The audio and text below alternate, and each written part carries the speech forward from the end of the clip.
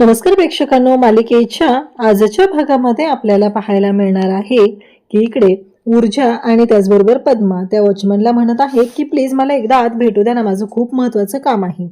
परंतु वॉचमन मात्र ऐकायला तयार नसतो. कर्नल साहेब त्या दोघींनाही कॅमेरामध्ये पाहत असतात, म्हणजे त्यांच्या समोर लॅपटॉपवरती सीसीटीव्ही फुटेज दिसत असतं आणि त्यामध्ये ते पाहत असतात.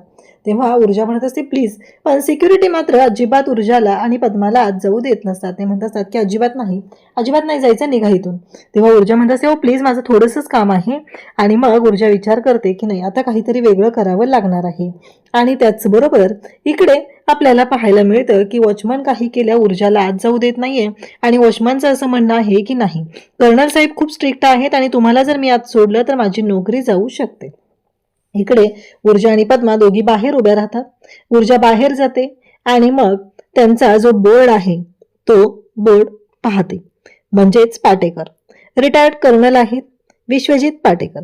आता मात्र शौर्याचा तेवढ्यात तिला कॉल आलेला असतो. शौर्य विचारत असतो की ऊर्जा कुठे आहेस तू, तुझ्या कामासाठी गेलेली ते काम झालं का? तेव्हा ऊर्जा सांगते की नाही. मग ती शौर्यला विचारते तुझं काम झालं का? तेव्हा शौर्य सुद्धा सांगतो की नाही, माझंही काम नाही झालेलं.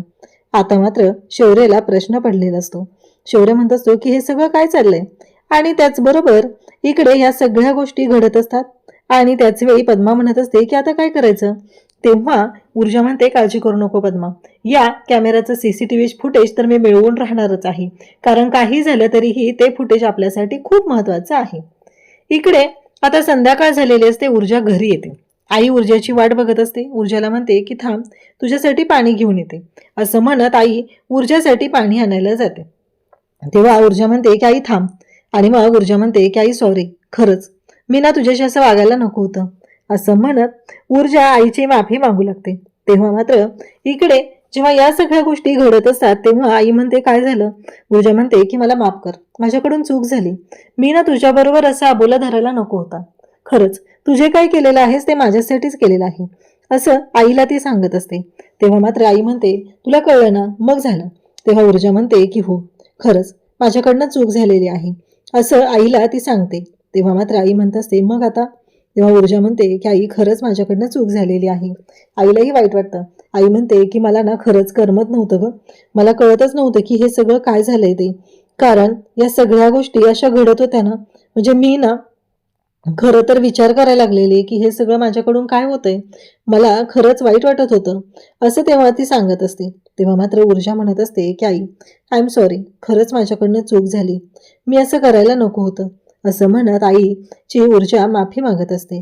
आणि तेव्हा मात्र दोघीही एकमेकींकडे पाहतात, एकत्र आलेले असतात.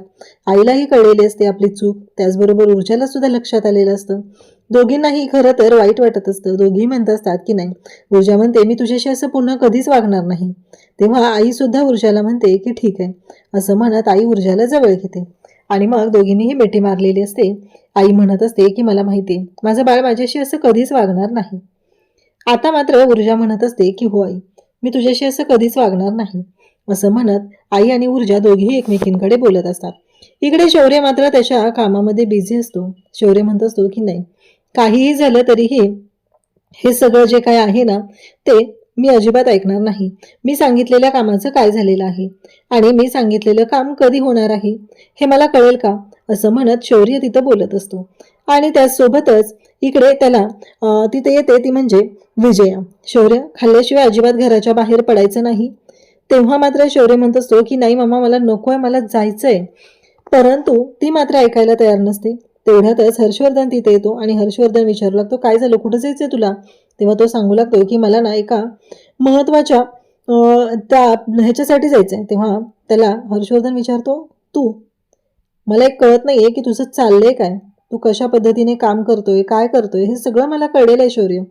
काही गरज नाहीये, कालच भजनने त्या क्लायंटशी बोलून घेतलेलं आहे, त्यामुळं तू आता विचार करू नकोस, असं सुद्धा शौर्यला तो सांगतो.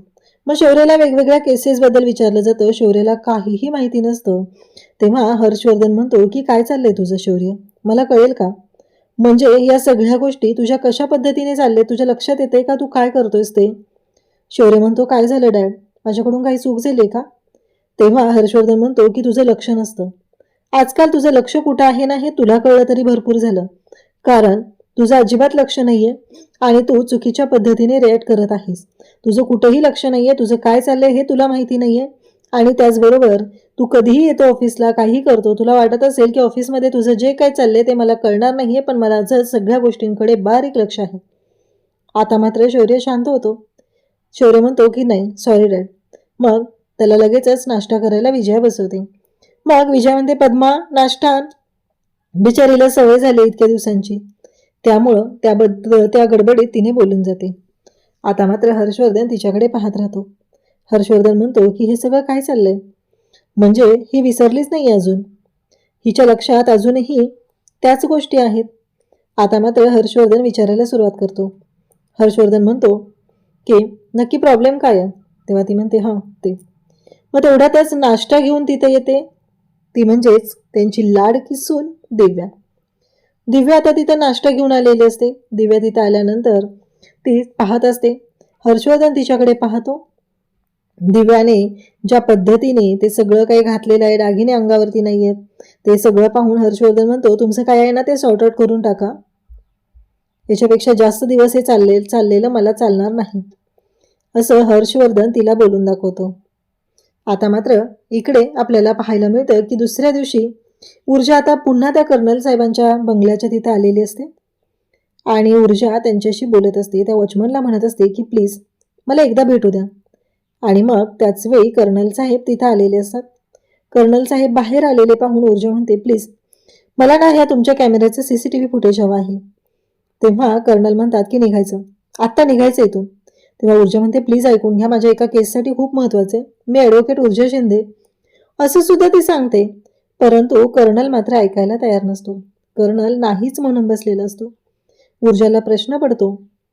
ऊर्जा म्हणते, मी आता काय करू, मला काही करून हे मिळवायचं आहे, जर मी हे मिळवू शकले नाही तर काहीच उपयोग होणार नाही. तेव्हा मात्र ऊर्जाला प्रश्न पडलेला असतो.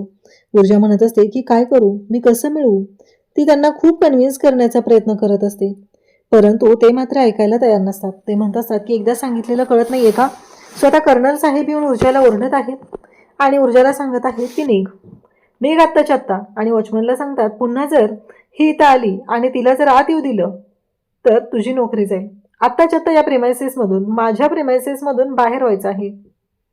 बिचाऱ्या ऊर्जाला खूप वाईट वाटतं. ऊर्जा म्हणत असते की हे सगळं काय घडतंय, कारण या सगळ्याचा परिणाम डायरेक्टली होतोय आणि मग ऊर्जाला कळत नाहीये की काय करू. ऊर्जा म्हणत असते की नाही. इकडे दिव्या रूममध्ये आलेली असते, ती नेलपेंट लावत असते आणि त्याच वेळेस तिथं आलेला असतो तो म्हणजेच आदित्य. आदित्य म्हणतो, तुझं जे काय चाललंय ना ते बंद करायची नाटकं. इथं माझ्या आईशी चुकीच्या पद्धतीने वागून तुला आनंद मिळतोय का. आत्ताच्या आत्ता जायचं आणि तिची माफी मागायची. हे तुझं खपवून घेतलं जाणार नाही. तुला वाटत असेल की तू काही करशील आणि आम्ही ते सहन करायचं, अजिबात नाही. काहीही झालं तरीही तुझं हे मी वागणं अजिबात सहन करणार नाही, असं सुद्धा स्पष्टपणे त्याने सांगितलेलं असतं. आणि त्याच वेळी तो म्हणतो की जा, आत्ताच्या आत्ता माझ्या आईची माफी माग. एवढं स्पष्ट केलेलं असून पण दिव्या मात्र म्हणत असते की नाही, एकतर तुझ्याही माझ्याशी चुकीचं वागले आणि तिची माफी मी मागायची, अजिबात नाही, मी नाही मागणार तिची माफी. तेव्हा आदित्य म्हणतो, तू चुकलेली आहेस. ती म्हणते, बरोबर आहे, इथं कोणाला काही माझं पडलेलं नाहीये, तिथं माझ्या आईला बहिणीला माझ्याबद्दल काही वाटत नाहीये, इथं तुला काही वाटत नाहीये, दुसऱ्यांकडून काय अपेक्षा करायची मी. त्याच्यावरती आदित्य म्हणतो, तू ना फक्त स्वार्थी आहे, तुला फक्त पैसा दिसतो, म्हणूनच तू असं वागत असते. आणि तुझी आई बहीण तुझ्याशी जे वागतात ना ते सुद्धा अगदी बरोबर आहे, तू चुकीची आहेस ना, म्हणून तुझ्याशी ते तसं वागत आहेत, असं बोलून आता मात्र आदित्यने दिव्याची वाट लावलेली असते. इकडे आता ऊर्जा निघालेली असते. शौर्यला फोन करते. शौर्य म्हणतो, तू कुठेच ऊर्जा, ये लवकरात लवकर, मी सांगतोय त्या लोकेशनला ये. ती म्हणते की काय झाले शौर्य, तुझा आवाज एवढा डाऊन डाऊन का येतोय. ती मात्र विचारू लागते. इकडे ऊर्जा आता पोलीस स्टेशनला येते. तिथे हुळबुट्टे असतात, त्यांचा जो खबरी असतो तो तिथे आलेला असतो, त्याच्याशी ते बोलत असतात. तेव्हा तिथे त्याला सांगितलं जातं की हे बक्षीस, जर काम नाही झालं तर काय होऊ शकतं तुला माहिती आहे, असं म्हणत त्याला इकडे धमकी दिलेली असते. माने तिथेच असतो. माने आता खबरी म्हणून काम करत आहे, तो म्हणजेच हर्षवर्धनचा.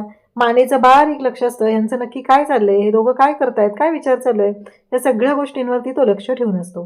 तेव्हा मात्र हुळबुट्टेनी सांगितलेलं असतं. मग माने लगेचच विचारतो, साहेब काय सांगितलं तुम्ही त्याला. हुळबुट्टे म्हणतात, बटाटे कसे किलो आहेत ते विचारलंय, ती चौकशी करायला सांगितली.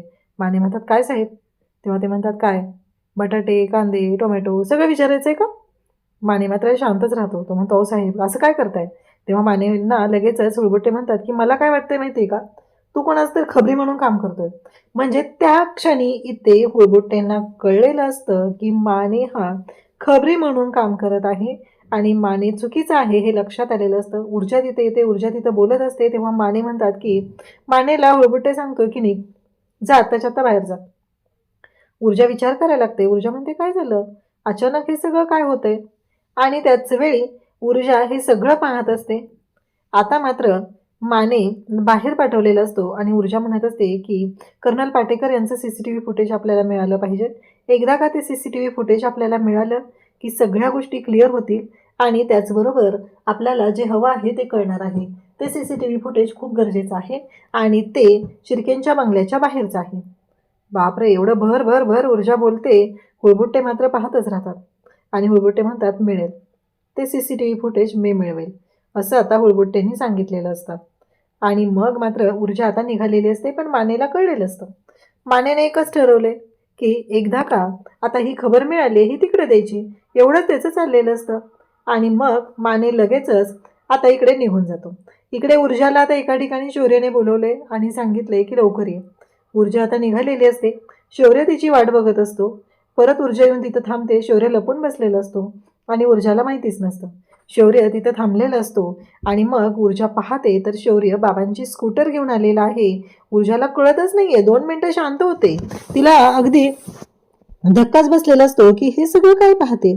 आणि त्याचबरोबर हे सगळं जेव्हा घडत असतं ते म्हणजेच काहीही झालं तरीही तेव्हा मात्र आता ऊर्जा खुश झालेली असते. तिला खूप भारी वाटत असतं.